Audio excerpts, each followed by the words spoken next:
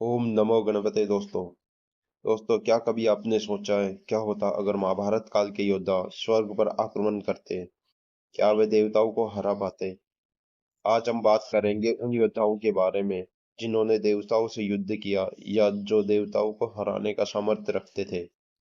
अगर आप हमारे चैनल पर नए हैं तो चैनल को सब्सक्राइब और वीडियो को लाइक कर दीजिए। वैसे तो महाभारत काल का समय योद्धाओं का समय था, जहाँ एक से बढ़कर एक योद्धा हुए। परंतु ऐसे भी योद्धा में से भी बहुत से वीर ऐसे थे जो देवताओं को हराने का सामर्थ्य रखते थे। परंतु इन योद्धाओं में से भी बहुत से ऐसे थे जो महाभारत युद्ध से पहले ही मारे जा चुके थे, जैसे कंस, काल्यवन, जरासंध आदि।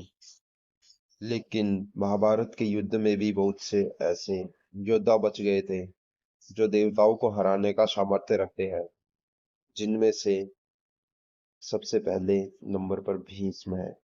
भीष्म पितामह गंगा जी के पुत्र थे। उन्होंने धनुर्विद्या का गान भगवान परशुराम से किया था। वे उन्हें योद्धाओं में से है जिन्होंने चारों प्रकार के धनुर्वेद आते थे। भीष्म पितामह अपने जीवन काल में कोई युद्ध नहीं हारे थे। यहाँ तक एक बार उन्होंने परशुराम जी से भी युद्ध किया था। उन्होंने कभी देवताओं से युद्ध तो नहीं किया, परंतु महाभारत में ऐसा कई बार वृत्तांत आता है कि देवता भी उनसे युद्ध करने से डरते थे। दूसरे नंबर पर द्रोण है। दोस्तों, द्रोण की प्रारंभिक शिक्षा उनके पिता के आश्रम में हुई थी। वे भारद्वाज ऋषि के पुत्र थे और भारद्वाज ऋषि ने उन्हें अपना समस्त युद्ध कौशल दिया था। उन्होंने परशुराम जी से भी दीक्षा ली थी। उन्होंने व्यूह रचना, कवच बनाना, रथ बनाना आदि आते थे। एक बार उन्होंने दुर्योधन के लिए भी कवच बनाया था, जिसे अर्जुन अपने दिव्यास्त्रों से भी नहीं भेद पाए थे। दोस्तों, द्रोण के बारे में ऐसा कहा जाता है कि अगर वे अपना धनुष बाण नीचे ना उतारे, यानी कि वह उनके हाथ में धनुष बाण हो, तो वह देवताओं से भी परास्त नहीं हो सकते थे। तीसरे नंबर पर कर्ण है। कर्ण की बात करें तो कर्ण परशुराम जी के सबसे प्रिय शिष्य थे। ऐसा वृत्तांत है कि भगवान परशुराम ने कर्ण को अपना परशु छोड़कर बाकी सभी दिव्यास्त्र की शिक्षा दे दी। केवल कर्ण ही थे जिन्हें परशुराम जी ने अपना विजय धनुष तक दे दिया था।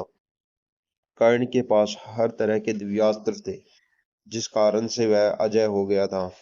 इसलिए कर्ण को श्राप मिला था। अगर उन्हें श्राप न मिला होता और अधर्म न किया होता, तो वह अर्जुन से भी कई गुना श्रेष्ठ और शक्तिशाली योद्धा थे। चौथे नंबर पर अर्जुन है। अगर हम अजय योद्धाओं की बात करें जिन्होंने अपने जीवन काल में कोई युद्ध नहीं हारा, तो उनमें से बहुत कम ऐसे योद्धा मिलेंगे जिनमें से एक अर्जुन है। दोस्तों, अर्जुन ने अपने जीवन काल में कोई भी युद्ध नहीं हारा, चाहे वह भीष्म पितामह के साथ युद्ध किया हो या द्रोण के साथ युद्ध किया हो या फिर कर्ण के साथ युद्ध किया हो।